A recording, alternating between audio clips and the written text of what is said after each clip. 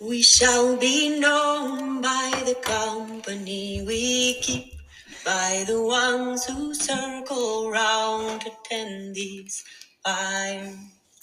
Hi there, my name is Tirsi Englehart, and I want to welcome you in this After Easter podcast to the Unreasonably Grateful podcast. Living in Grace by Choice is the subtitle.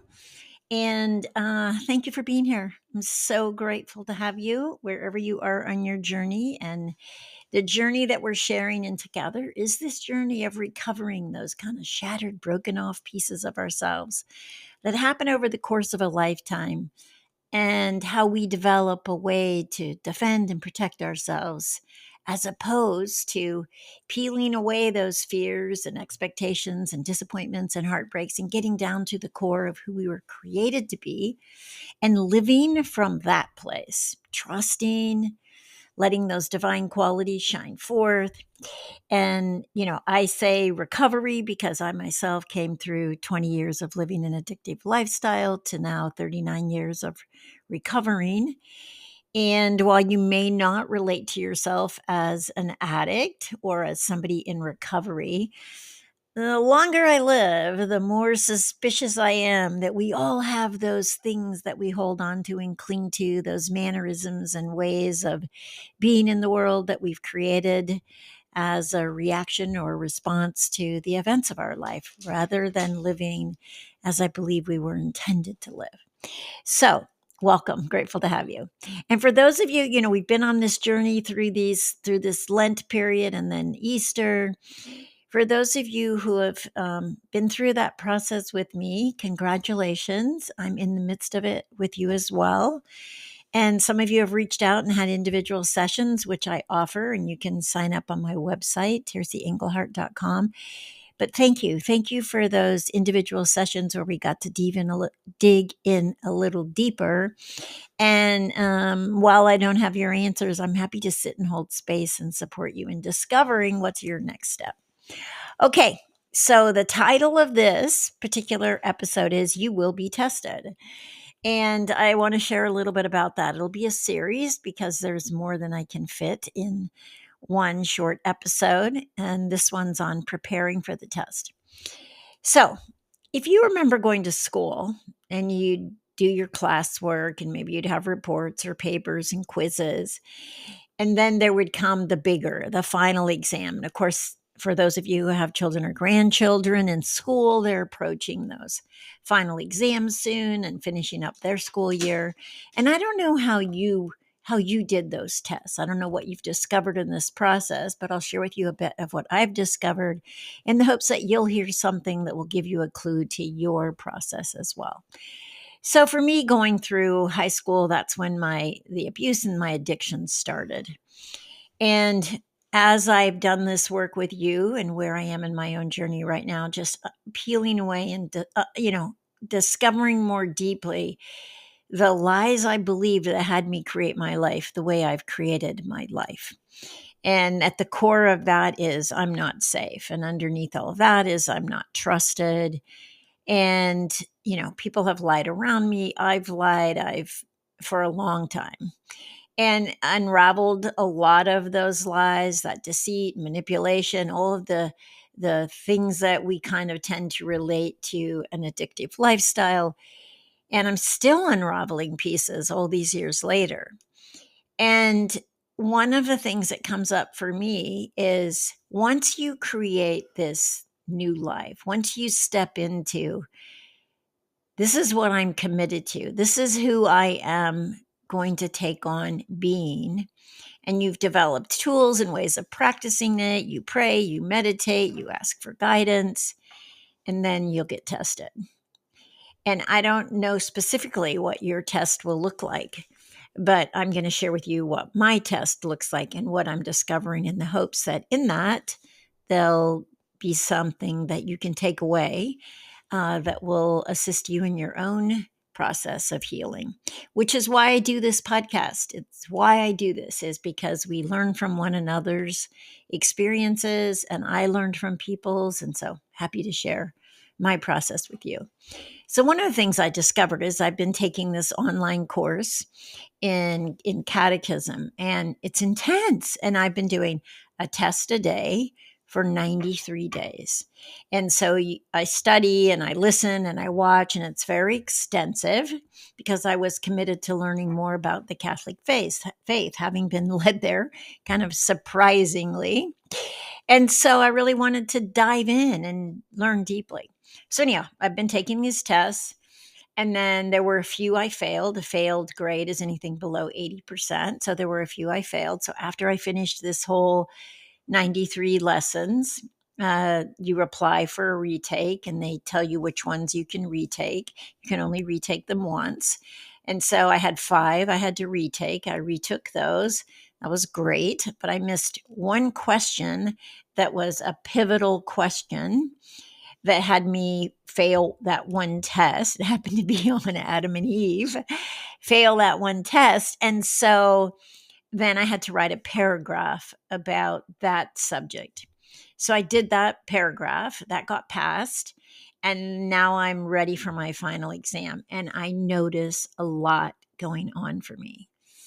And they send you a document that says you're giving your word to not using other references. It's not an open book.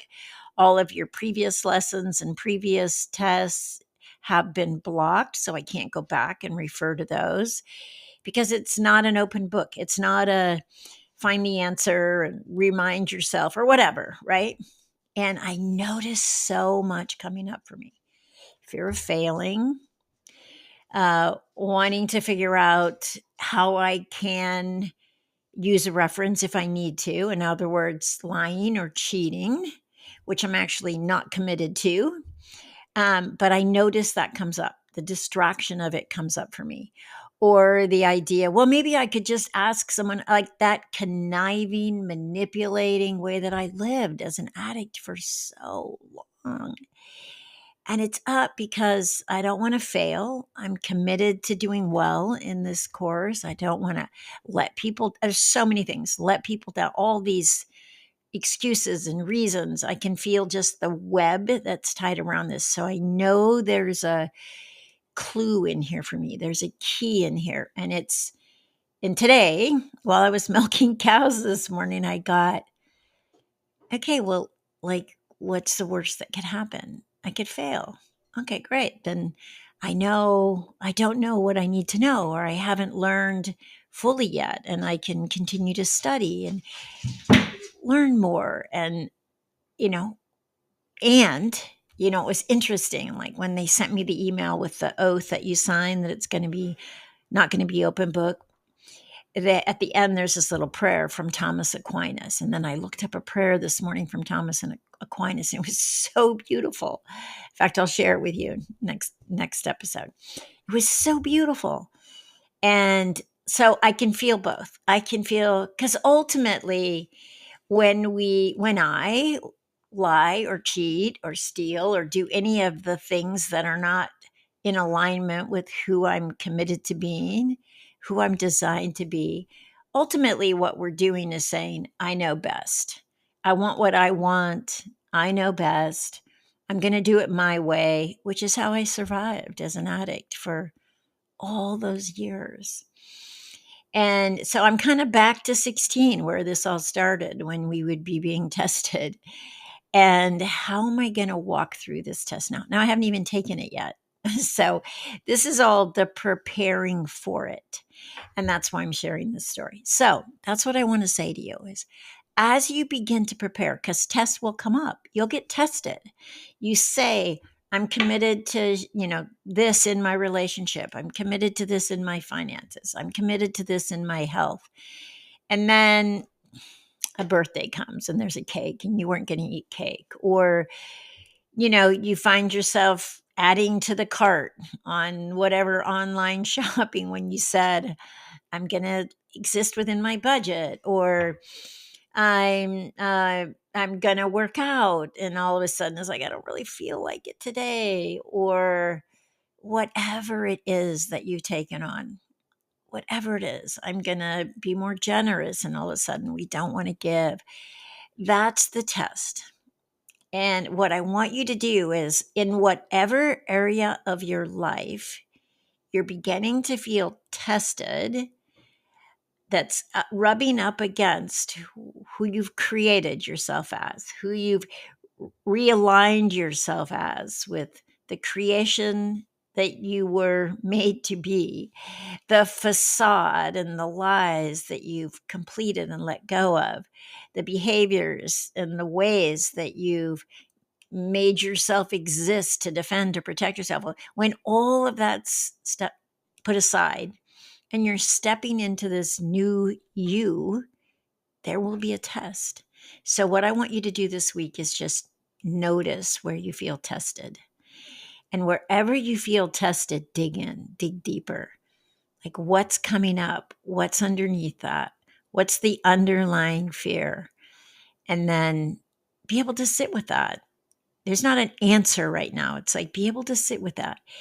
And you want to look at, but what did you say you were committed to? You can look at what's the worst that would happen and who's making this choice and who's distracting you. So you can begin to identify these pieces that are pulling on you and they're actually separating you from that divine being that you are. Okay, so that's all I want you to do this week is notice where you tested. And then, just like I am, dig in where that is and see if you can't untangle some of that mess that would have you actually choose against what you're committed to and have you step away from what you have now recently given your commitment to, and how you are getting distracted and what is that distraction. See if you can't identify for that for yourself. Okay.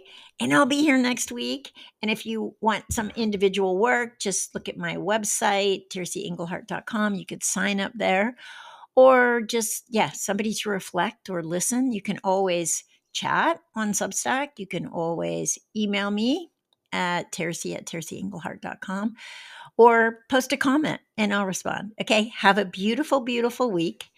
I can't wait to see you right here next week. Love, in this great turning we shall learn